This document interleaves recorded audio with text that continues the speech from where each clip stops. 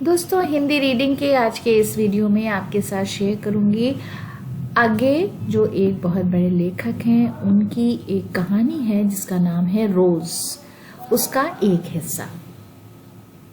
दोपहरी में उस घर के सूने आंगन में पैर रखते ही मुझे ऐसा जान पड़ा। दोपहरी का मतलब आप जानते हैं, दोपहर में उस घर के सूने यानी खाली या सुनसान आंगन में पैर रखते ही मुझे ऐसा जान पड़ा। हम ये कहते हैं ऐसा महसूस हुआ। जान पड़ना भी इस्तेमाल करते हैं, मानो जैसे उस पर किसी शाप की छाया, शाप कहते हैं बद्दुआ की छाया का साया। अब देखिए, छाया यहाँ पर है फेमिनिन नाउन और साया है मैस्कुलिन नाउन, तो ये छोटे छोटे फर्क हैं जबान में।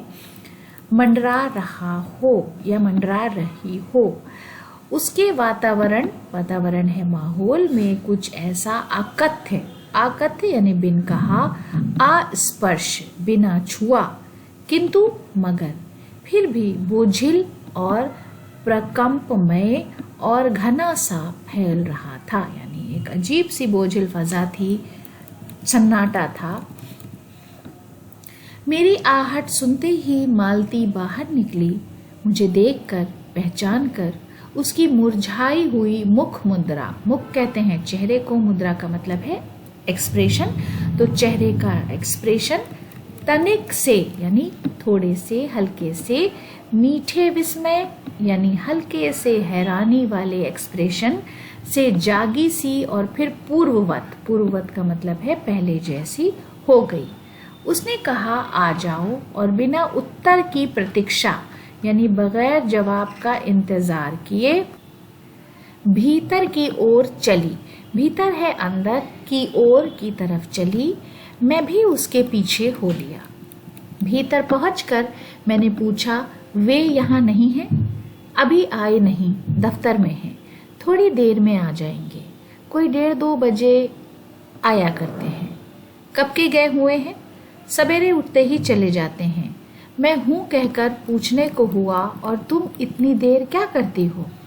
फिर सोचा, आते ही एकाएक प्रश्न, एकाएक का मतलब अचानक या एक के बाद एक प्रश्न, सवाल ठीक नहीं है। मैं कमरे के चारों ओर देखने लगा, चारों तरफ देखने लगा। मालती एक पंखा उठा लाई और मुझे हवा करने लगी। मैंने आपत्ति यानी ऐतराज करते हुए कहा, नहीं, मुझे नहीं चाहिए। पर वो नहीं मानी, बोली, वाह, चाहिए कैसे नहीं, इतनी धूप में तो आए हो यहाँ तो। मैंने कहा, अच्छा लाओ, मुझे दे दो। वो शायद ना करने वाली थी, पर तभी दूसरे कमरे से शिशु यानी बच्चा, छोटा बच्चा, शिशु के रोने की आवाज सुनकर उसने चुपचाप पंखा मुझे दे दिया और घुटनों पर हाथ टेक कर एक थकी हुई करके उठी और भीतर चली गई। भीतर का मतलब अंदर। मैं उसके जाते हुए दुबले शरीर यानी जिस्म को देखकर सोचता रहा, ये क्या है? ये कैसी छाया सी इस घर पर छाई है? छाया का मतलब साया। मालती मेरी दूर के रिश्ते की बहन है, किंतु मगर उससे सखी यानी सहेली कहना, उसे सखी कहना ज्यादा उचित मुनासिब है, क्योंकि हमारा परस्पर संबंध, परस्पर का मतलब आपसी, संबंध का मतलब रिश्ता, सख्य यानी सहलापे का ही रहा है। हम बचपन में इकट्ठे खेले हैं, इकट्ठे लड़े और इकट्ठे पिटे हैं, और हमारी पढ़ाई भी इकट्ठे ही हुई थी, और हमारे व्यवहार यानी मिजाज में सदा हमेशा सख्य, सहेली की सवेक्षा, मनमानी या अपनी मर्जी का काम करना और स्वच्छंदता यानी आज़ादी रही है। वो कभी भ्रातृत्व यानी भाईचारे के या बड़े छोटे बंधनों के बंधन में नहीं घिरा। मैं आज कोई बंधन कहते हैं जंजीरों में, यानी जो रिश्तों की जंजीरें हैं उनसे परे रहा।